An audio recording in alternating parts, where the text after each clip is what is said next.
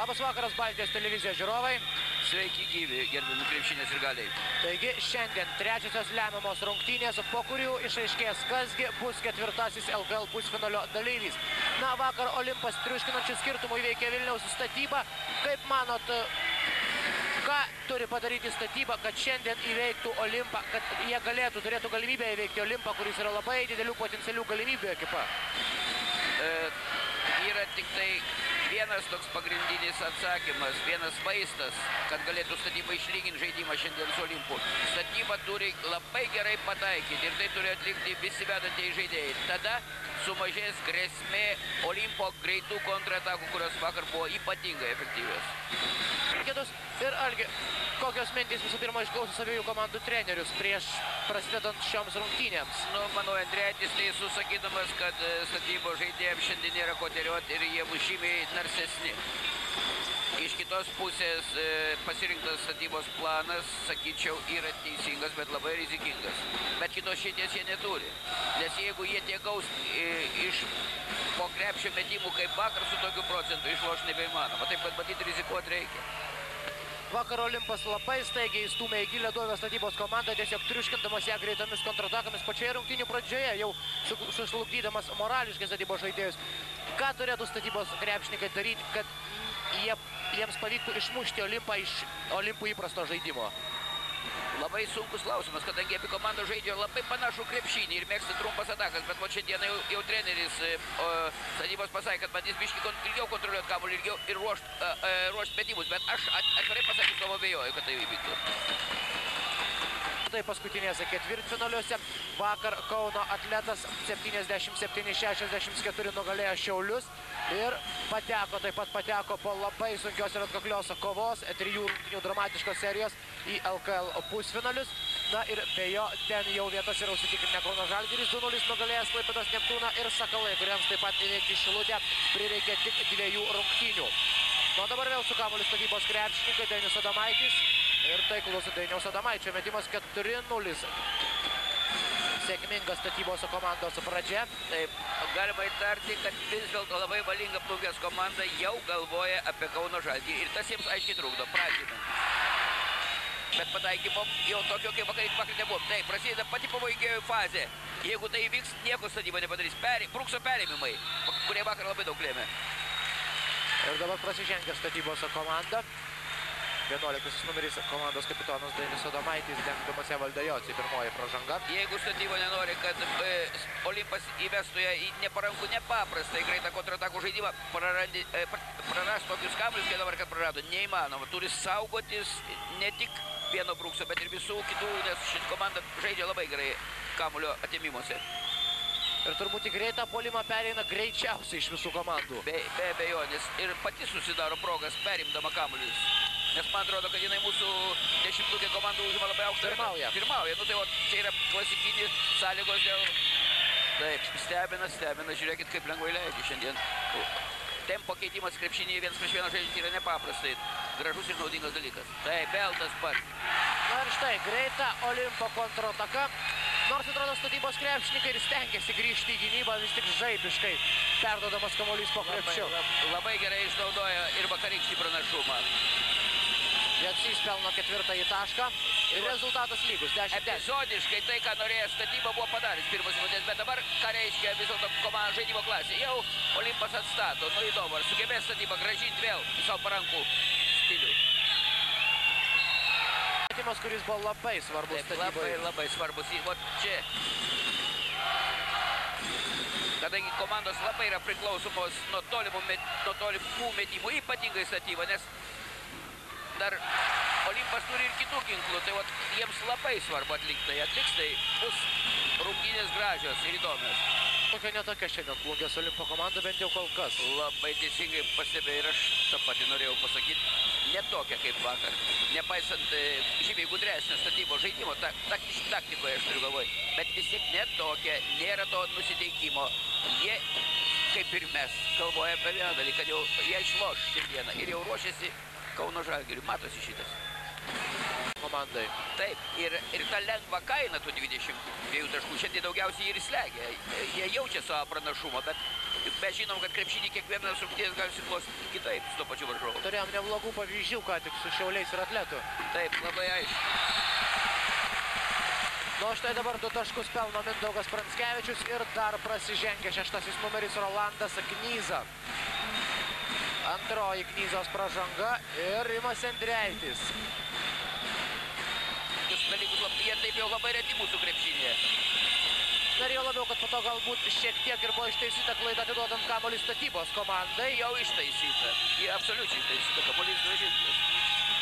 Ir labai kibiai Bruksas dabar dengia Aurimą Palčį. Vėl perdavimas Mikalajūnui, nepagauna kamuolio Mikalajūnas ir greita ataka. Bruksas ir Jocys. 2 taškus pelno Evaldas Jocys. Štai pagrindinė Statybos problema. Greitos Olimpo kontratakos ir Alfredas Vainauskas iškart prašo minutės pertraukėlės. 26-21 pirmauja Olimpas. Lieka žaisti dar 6 minutės. Tačiau atrodo Statybos komanda jau grįžti į aikštelę ir Dainius Adomaitis. Suko ir pusiau idėjų, pusiau stūmė. Čia jau ne technikos elementas, o gudrumas ir išnaudojimas ūgio pranašumom. O krepšinio, nors tai yra labai svarbu krepšinio. 35-29, 6 taškai skiria komandas. Bruksas iš 3, 3 taškai. Timothy Bruksas. Rolandas Knyza reikia mesti, meta iš 3 taškų zonos. Netaiklus metimas. 38-29, 8 taškai. Šį kėlinį laimi Plungės Olimpo komanda. Olimpo sporto salės, ką tik po ginčo kamuolį atkovojo Olimpo krepšininkai. Ir dabar jie pradeda pirmąją ataką antrajame kėlinyje. Priminsiu, jie pirmauja 38-29, Miliūnas. 2 taškai ir pražanga. Dainius Miliūnas ryžtingai pradeda antrąjį kėlinį. Prasižengia Dainius Adomaitis. Trečioji Adomaičio pražanga šios dienos rungtynėse. Ir Miliūnas dar meta vieną baudos metimą. Kėlinyje neatsirišo Olimpo komandos krepšys.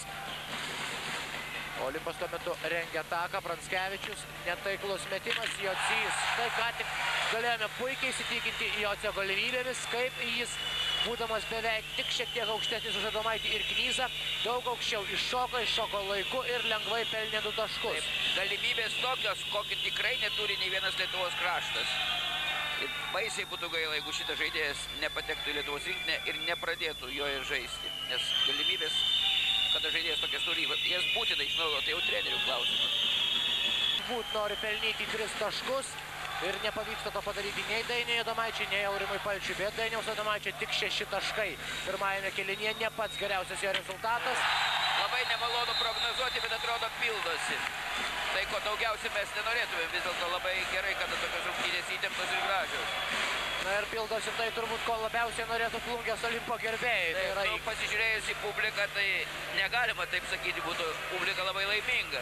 Šitas nedidelis rajonas tikrai gyvena krepšiniu. Šiandien aš tą vaikščiodamas po miestą pastebėjau. Tai niekur dabar Lietuvoje nėra tokio krepšinio entuziazmo kaip čia. Taip. Olimpas spurtavo. Matomai vis dėlto įvyko labai principinis pokalbis su treneriais. Ir treneriai padarė tai, ką labai sunku padaryti, kada komanda jaučia savo pranašumą, bet vis dėlto atliko.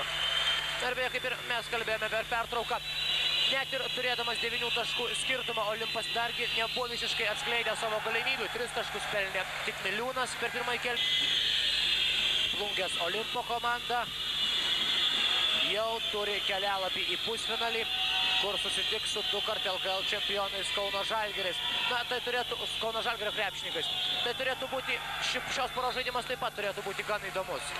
Taip, aš pasakyčiau, iš tų rungtynių, kur mes matėm atletą Žalgirį ir dabar Olimpą, mano subjektyvi nuomonė, kad geriausiai formoje yra Olimpas.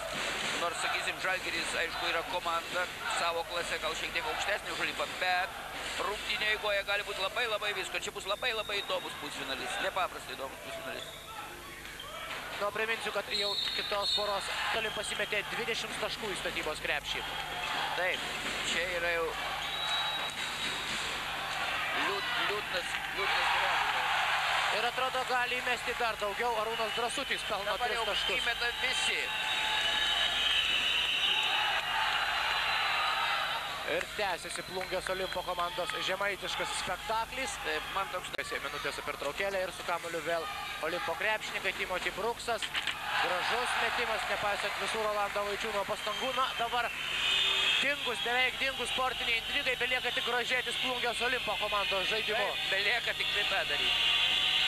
Na, bet dar ne pats blogiausias variantas. Kartais gražus žaidimas išgelbsti, bet net ir pačias neįdomiausias rungtynės intrigos atžvilgiu. Be abejonės.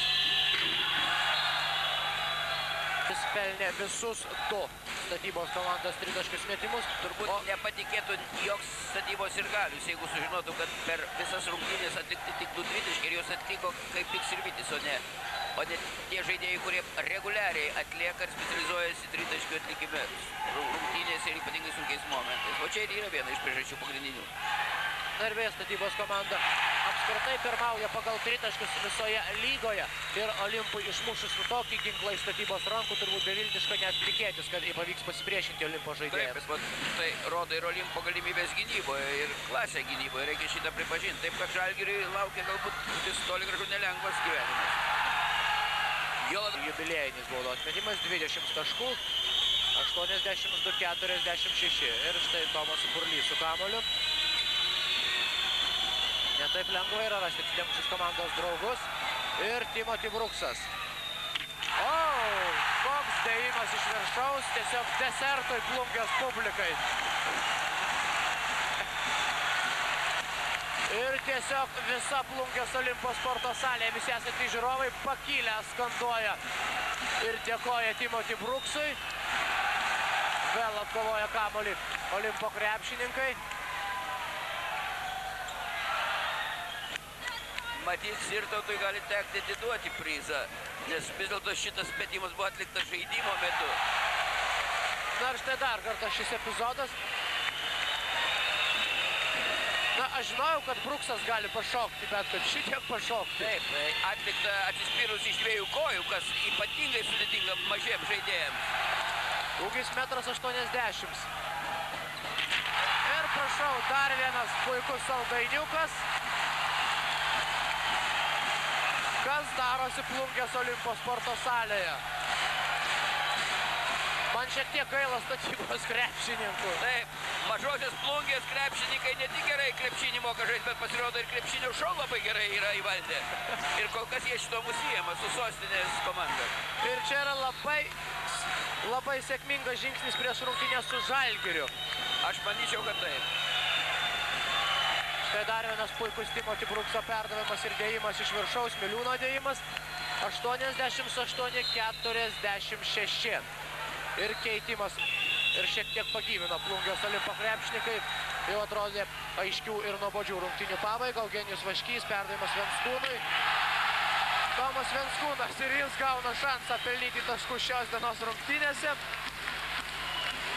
Pirmieji Venskūno taškai, 90-46. Ir antrajame kėlinyje visas statybos komandos gynybos sistemos subirėjo tarsi kortų namelis. Ir dabar visiškai pelnytai Plungės Olimpo komandos gerbėjai dėkoja savo komandos draugams. Netrukus išvysime dar vieną dėjimą, be jokios abejonės. Eugenijaus Vaškio pats mėgstamiausias krepšinio elementas, tai dėjimai iš viršaus. Ir jis gauna progą pasidžiaugti štai šiuo epizodu. 94-48, beveik dvigubai pirmauja dabar Olimpo krepšininkai. Ir tyčinė pražanga, nesportinė pražanga baudžiamas su Tomas Burlys. Vargu ar kas galėjo turėti tokią lakią fantaziją ir prognozuoti štai tokius įvykius. Taip, kada laukiai išėjau pakvėpuoti gryno oro, susirinkęs ir gali aiškino ir abejojo, ar nugalės, nes labai sunkiai sekasi Olimpui šiandieną, nepaisant į turimą ten. Na ir štai Alfredas Vainauskas. Turbūt kaip niekas kitas labiausiai išgyveno šią nesėkmę jaunasis treneris. Be abejonės. Be abejonės, jam sunkiausia. Tokius dalykus treneriai visada sunkiausia pergyvena. Taigi baigęs šios paskutinės ketvirtfinalio rungtynės, jas rezultatu 95-48 laimi Olimpo krepšininkai, 95-49. Olimpas beveik dvigubai sutriuškino Vilniaus statybą, iškovoja teisę žaisti pusfinaliuose, kur susitiks su Kauno Žalgiriu. Ir LKL pusfinaliai, dar kartą primenu, jie prasidės balandžio 17 dieną.